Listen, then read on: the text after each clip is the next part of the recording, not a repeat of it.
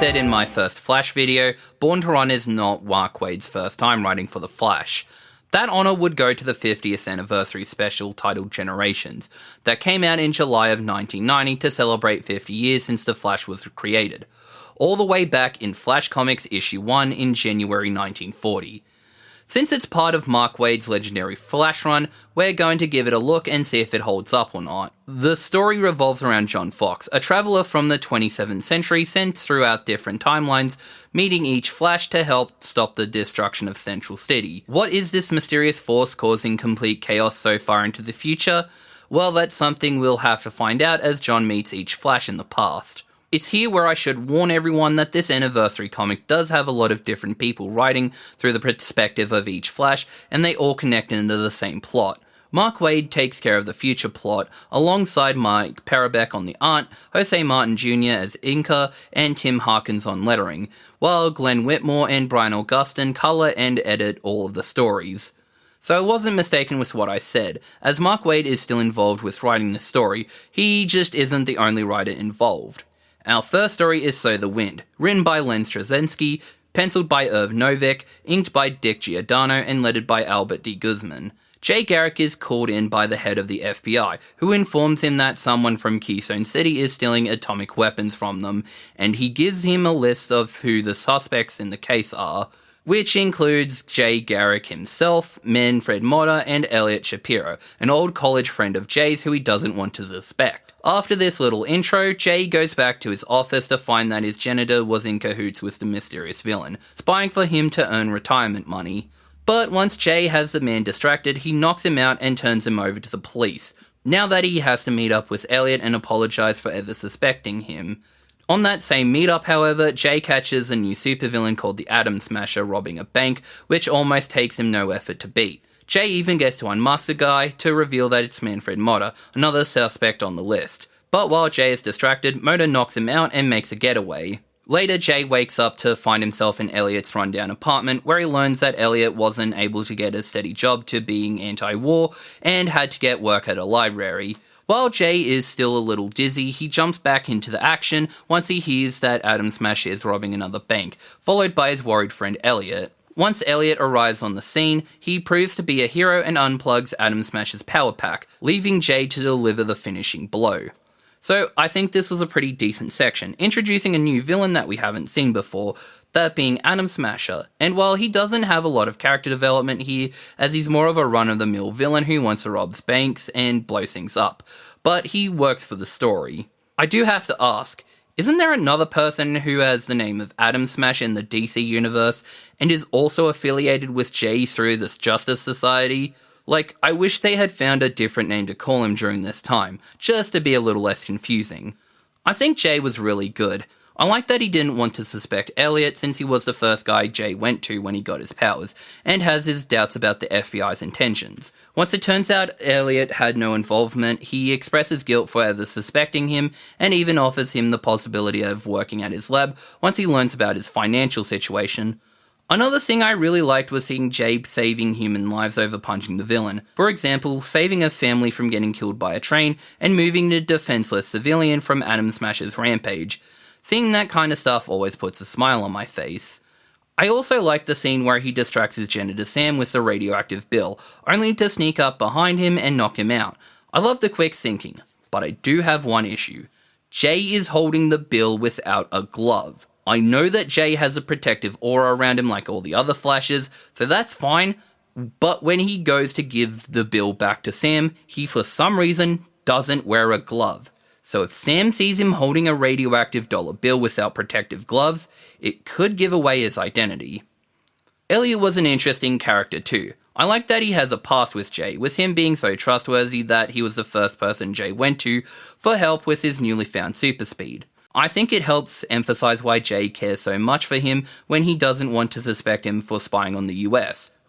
It also goes hand in hand with how Elliot cares a lot for Jay, as he didn't take a job with him to prevent him from getting in trouble with the government. I love at the end of the story that he gets to be an unsung hero. Once Jay goes to fight Atom Smasher, Elliot goes to make sure he's okay, and when he sees the utter destruction that Atom Smasher is causing, he decides to unplug his power pack, even if it kind of goes against his pacifist views. Overall, I think this was a great part of the story, but I think the editing could have had more Golden Age style. I'm not saying it should have Golden Age writing. I mean, it could have done more to pay homage to that era with the panel editing, since that's where Jay was conceived. There is one panel that sort of brings homage to it when Jay reads his own name on the list. The panel is a circle, kinda like in those times. But that's about it. But speaking of matching the styles of different comic ages, we've got the next story, Captives of the Atom Master, that embraces the style of the Silver Age comics to a T. Wait a sec, Atom Master? This just proves my point from earlier. You could have called him that in the previous story, especially since he doesn't even call him that in this one. No, instead he's Professor Fallout. Anyway, Captives of the Atom Master is written by Gerard Jones, drawn by Carmine Infantino, inked by Joseph Rubinstein, and lettered by Gaspar Salandino. It involves the return of Manfred Motta, aka the Atom Smasher, who has recently been released from prison to cause trouble for the Flash once again. This time, donning the new name Professor Fallout. This time, however, he's going up against Barry Allen, who, after some tinkering with his cosmic treadmill, has accidentally caused objects to attach to him during a date with Iris. So he rushes back to his lab to fix it, only for Barry to run into Professor Fallout, who is showing off his neutron bomb, which no one can defuse unless they pay his ransom for all of Central City's money. So, Barry runs into action, only to be shot by a stream of positrons knocking him out, leaving Fallout to trap him in a simulated atom. Now with no one else to stop him, Fallout goes to collect his earnings, but Barry turns his vibrations up to the same frequencies as the atom and escapes capture. Now that the fastest man alive is free, he makes his way over to the neutron bomb, whirls around the shell to melt and defuse it. After that, Barry takes down Professor Fallout and takes autographs from his admirers. There's also a mysterious voice calling out to him, only for Barry to see that nothing was there once he turns his head. Now that the day has been saved, Barry gets back to Iris and all seems good. To be honest, this is easily the weakest story. It's not bad. If anything, I think it's tightly written for what it is, that being a homage to the Silver Age. There's no serious character development, it's just Barry has a silly problem with positive neutrons causing things to attach to his body, which leads to him having to use them to his advantage in stopping his new villain. And honestly, I don't think there's anything wrong with that, since it is calling back to a time when that was the norm. Like I said, it does a great job embracing the style, with some narration boxes having fingers popping out to show the reader which panel they need to read next, which was pretty cool. The dialogue isn't too long either, and gets straight to the point, so reading the comic doesn't feel like a drag. It also follows up the previous story pretty well, going over Fallout's time in prison, explaining why he's out, and showing him being slightly more sadistic. Like, even if the people of Central City give him all their money, he still plans to nuke the whole city and use the ransom money to buy up the real estate area. Yeah, that's a very evil person right there. That's about all I've got to say about this one. Barry Allen is a little too one-dimensional for me here, and Iris isn't in the plot much. She's just someone for Barry to worry about outside of his Flash duties. I really like that they got Carmine Infantino to draw another Barry Allen story for this one, because he is his co-creator. But I hate that he had to do it with such a shit person. Now on to the next story, Confusion, which involves my favourite Flash, Wally West, written by William Messina Loebs, drawn by Grant Mime and Tim Zahn, and lettered by Albert D. Guzman. The story involves a strange woman named Nadine Calhoun running into Wally's apartment to warn him about one of the Flash's old villains, who has been planning his next escape since his last imprisonment, and he hates the Flash more than ever. It's so bad to the point where he's willing to kill anyone who dares question him, which is why Nadine ran to find Wally. So Wally rushes to find Fusion, only to get embarrassed in front of the crowd, even having his identity revealed. Too bad for him, everybody and their mother already knows that Wally has been the Flash for years at this point, which pisses Fusion off to the point where he starts rambling, giving Wally the chance to figure out who this person is. This search leads to him meeting Dr. Ronald Fisher, who Wally brings over to help in the fight with Fusion. Once he returns, Wally tries once again to take down Fusion, only to get knocked down once again.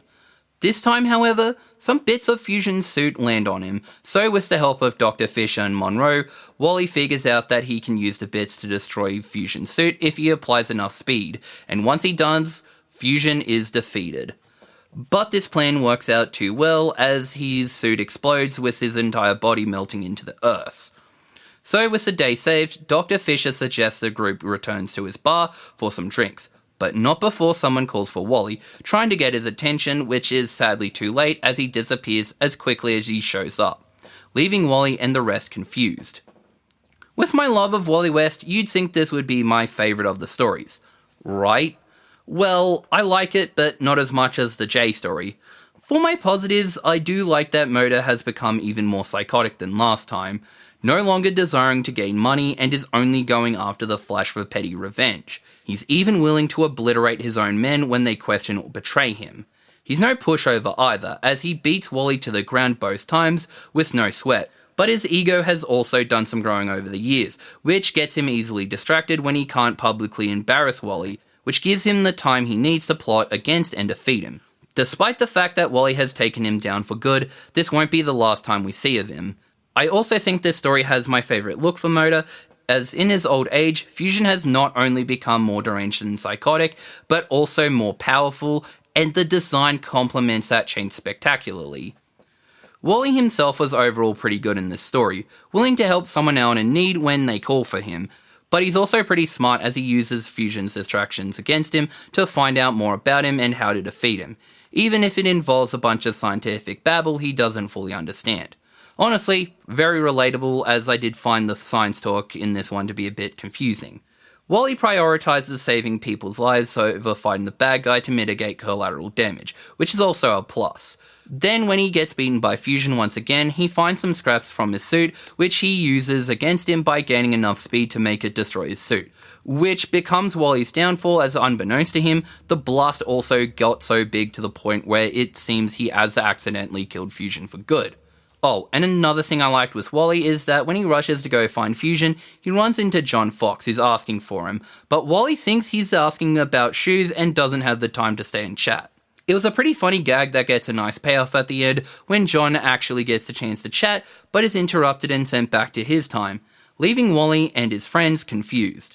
So, it's overall pretty good, but the reason I don't think it's as good as Jay's story is because I feel like that one had more intrigue behind it. Whereas this one doesn't have as much of that aside from the return of Professor Fallout as Fusion, which is more important as he's being built up as a constant threat between all of the Flashes. Everything else throughout the story kind of felt like a big action scene with some scientific info dumping, so I just think it's alright. But now, we get back into John's time in the year 2647, and Manfred Motta has come back from the dead, causing destruction to Central City once again, and it seems the people there have no hope, as the entire building where John came from gets completely destroyed. But John Fox himself makes it back there, only to find that Moda has killed all of his friends and feels that all has been lost. That is until he feels his feet vibrating, which gives him the idea to sneak into the Flash Museum to whip up a new outfit, dubbing himself as the Flash, ready to give Moda a beatdown. While he does get his butt kicked at first, John finds none other than the Cosmic Treadmill, a creation of Barry Allen's, and he gets an idea. So he baits Moda to follow him there and tricks him into jumping into the time barrier to go on a one-way trip to the year 50 billion AD, where Moda would turn into lead, never to return again. Now, with the day saved one last time, John Fox has now become the Flash of that timeline, willing to keep the legacy of Jay Garrick, Barry Allen, and Wally West alive for the rest of time. So, I don't think I need to explain much else here, because it's mostly about John being the last line of defense against Manfred Motta, who has now become a giant nuclear monster, and I think the way John defeated him was very clever, and it showed that he's more than able to carry on the legacy of the Flash into the future. However, I have some problems with John Fox. When we see him at the start of the story, we don't really know a whole lot about him. Only that he was a historian and was the best suited to contact the other Flashes. What is he a historian of? Is he a historian of the Flash? Because that would actually be a really cool way to show that he's capable of becoming one himself. Wait, no. But his history never gets elaborated on. At the end of the story, we do see him interact with a friend of his named Kim, reminding him that he's late, sorta like Barry and Iris's relationship in the Silver Age. But again, this is the first and last time we see this character, and we don't really know the full extent of their relationship to John. It's not useless information, I just don't think it has much weight. Look, the fight with John and Moda was really cool, but I just wish we got a lot more information on John as a character, so that we could care for him more and the payoff of him taking down Moda could have felt more satisfying. One thing I do really like about him is that his name is a combination of John Broome, the co-creator of Barry Allen and Wally West, and Gardner Fox, the co-creator of Jay Garrick, to pay homage to both of these legendary creators. Love little touches like that. There is also a really nice section where Mark Waid details some Flash lore, answering certain questions like who is the fastest Flash and how does Jay Garrick maintain a secret identity. It also goes over some of the Flash's rogues gallery. Again, really like that stuff. Anyway, I don't have much else to add in terms of how I feel about this book. Jay's story was really good, even with some small plot issues, but after that, the others pale in comparison. Most of them are just decent short stories that could have had more spice to them. This is probably due to the fact that each story has a different team writing on them, and while I don't think that's necessarily a bad idea, I can see that being a factor as to why the writing between them was lackluster. The Flash 50th Anniversary Special does celebrate the Flash's history all the way up to that point fairly well, even adding some new lore to the mythos, and each story was connected and built up upon each other quite well. I still feel the stories should have had way more to them than they ended up getting, and I can't help but feel disappointed by that. It's not bad, just a little undercooked. That's the end of the video, and I really liked making it. So I'm hoping I can keep talking about Flash comics and just other comic books in general. If that interests you, I highly recommend subscribing, hitting the notification button, and sharing this video around, so that more people can recognize my analytic talents when it comes to comic books. I also have accounts on Instagram, Threads, and Comic Geeks if you ever want to follow me elsewhere. Anyway, I'm Jedi-Liam64, and I think I've taken up enough of your time. So, I'll see you all later.